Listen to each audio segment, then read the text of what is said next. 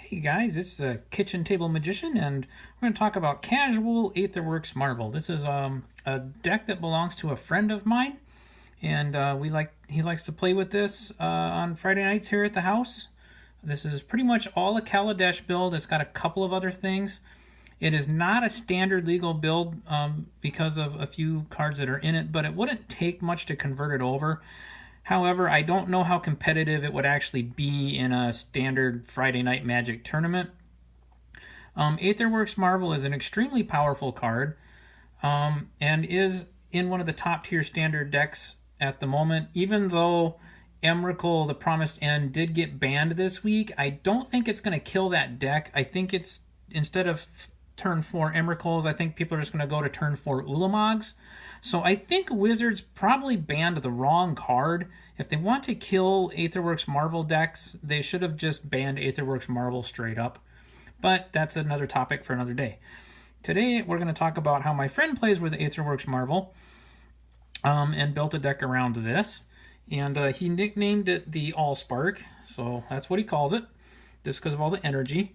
So he does have 2 copies of Aetherworks Marvel, and then since he only owns 2, he runs 2 Fabricates because he doesn't have a full playset of Marvel. So he just runs 2 Fabricates. So Fabricates is one of the cards that makes this deck not standard legal. But it allows you to go search for any artifact you want. So when he draws it, he just goes get a Marvel. Okay, and then everybody knows what Marvel does, I think. It's a legendary artifact that reads, whenever a permanent you control is put into a graveyard, you get an energy, and then you pay 6, tap this, look at the top 6 cards of your library, and then cast one of those cards without paying for it, and then you put the rest on the bottom of your library. So that's what makes this thing extremely powerful, because energy is a very unique mechanic, because you can bank it. It's not like mana, where if you have it and you don't spend it, it disappears. You can bank energy, and you can place your energy counters in this area. Okay.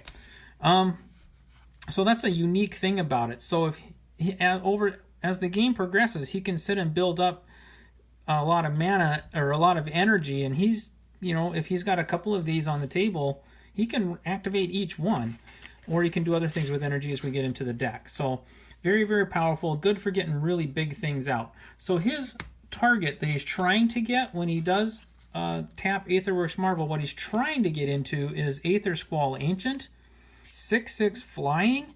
At the beginning of your upkeep, you get 3 energy. It just automatically happens. So it's it just builds your energy reserves up every upkeep. So he does have 4 of these because they're pretty cheap to get. And then for 8 energy, you can return all other creatures to their owner's hands. And that's really big. So you activate that, and you're left with a 6/6 body, and the board is clear of all other creatures, so then you just go swinging. The only downside is this can only happen at sorcery speed, so it is disruptible, but it's still a lot of fun to do. So that's what he tries to do with this. He tries to Aetherworks Marvel into Ancient, sweep the board every turn if he can. 8 mana is a lot, but I'll show you how he builds 8 mana every upkeep. He gets 3 for free, so he's only looking for 5 more. So what he tries to do is rotate some of these. This is Aether Theorist, or rotate some Aether Torch Renegades. If he's got some of these on the table as well, when he activates the Ancient, these get bounced back to his hand. Then he is free to replay these and get all that energy back, and just rinse and repeat every turn.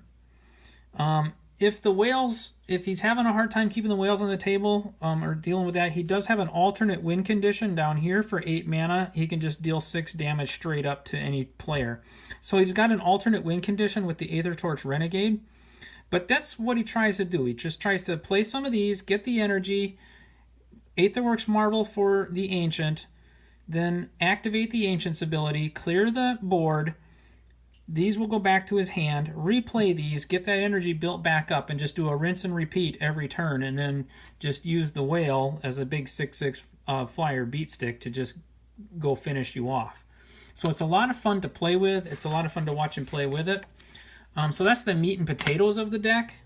Oh, he can also get energy with Wheeler Virtuosos. He's got 4 of these in here as well. So he's got lots of he's got lots of creatures that he can bounce that don't cost much to replay, that give him back all that energy. So the rest of his deck is Glassglower's Puzzle Knot, which allows him to scry, get some energy, sack it and scry and get some more energy. So it just helps him set the deck up a little bit. He's got 4 Glimmer of Genius. This is an instant. Scry 2, draw a couple cards, get some energy. So this helps him get some card draw, some more energy. Harnessed Lightning, this is some removal. You get 3 energy, pay whatever any amount of energy you want, deal that much damage to a creature. He only has 3. He's looking for a 4th, so he's got a Welding Sparks in here as kind of the 4th for now, but another Harnessed Lightning would be ideal. And then he just has a pair of Negates and a pair of Deadlock Traps, just for a little bit of control. And then the last piece of the deck, and this is not standard legal, he has 4 Izzet Signets, just for that extra mana oomph that every deck needs. And Kaladesh doesn't really have a good mana rock, in my opinion, and maybe I'm wrong about that. I think the Signets from Ravnica are some of the best mana rocks that Magic ever printed, and I wish they would just make them more of a staple card. They're just so good. But anyway, so he runs 4 of these, and that's basically the whole deck. The mana base is 4 Aether Hubs, because you get a little bit of energy when you play it. You can get any color you want. 1 Inventor's Fair to go help fish for a Marvel if you need to. And then a Spire Bluff Canal, and then the rest is just basic land. So that's Aetherworks Marvel, built around Aethersquall Ancient. We have a lot of fun with it. I don't know how competitive this would be at an FNM. I think Standard is too fast for something like this, which is why I don't play Standard format. I like building decks that are more unique, that take a little more time to get going, but you can just have fun playing with them, and you don't have to worry about getting destroyed on the 3rd or 4th turn, you know. So yeah, that's our Aetherworks Marvel deck. Thanks for watching.